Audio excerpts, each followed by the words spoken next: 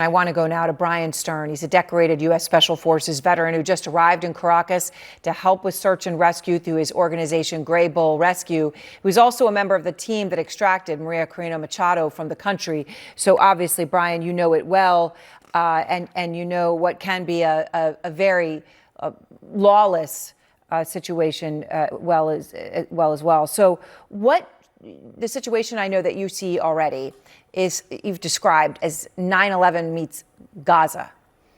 Can you just explain what you mean as you look around?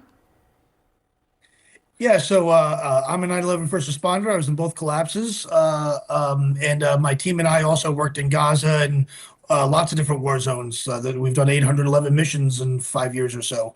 The devastation, this is lots of buildings have been pancaked, and lots of people are stuck in the rubble.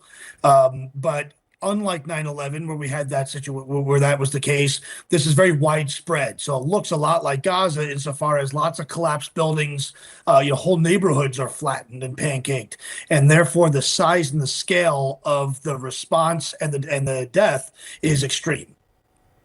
So, and the scale is, we're just starting to see it. I mean, last night at this time, Bryan, we knew there were 188 people dead, and we knew it would go up a lot.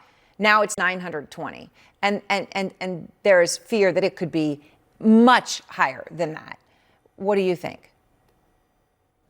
I think that's true. This is going to take some time. There's probably more buildings pancaked in Venezuela than Venezuela has firemen. Probably. My team and I are with Tampa Fire Rescue. Big shout out to them, and the Tampa Firefighters Charity Fund is helping us out. When we think about a major city in America, if New York got hit and we had a big earthquake and 10,000 buildings got pancaked, that's the size of the fire department in New York, right? So it takes a lot of resources, a lot of people, a lot of manpower. No one out there is playing soccer. That this is not the time for using hand sanitizer and moisturizing your hands right now. Right now, what's needed is lots of resources, lots of money, lots of help. We need money as a nonprofit.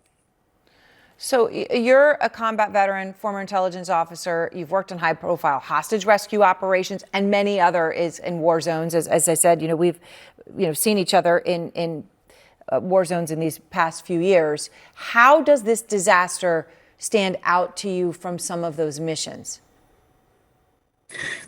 All these disasters and wars are all horrible. Every single one. They're all different in their own kind of way. They're all horrible. What's fascinating to me is we were just doing operations in Venezuela. The United States government was just targeting Venezuela, right? We had active combat operations here. The U.S. Navy was here. There was a drone strike to take out the leader of Trinidad just last week or 2 weeks ago or whatever it was.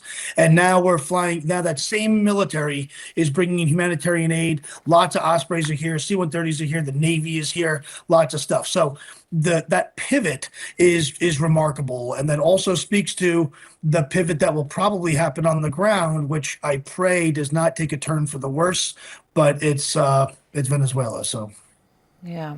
All right. Well, Bryan, I appreciate your time.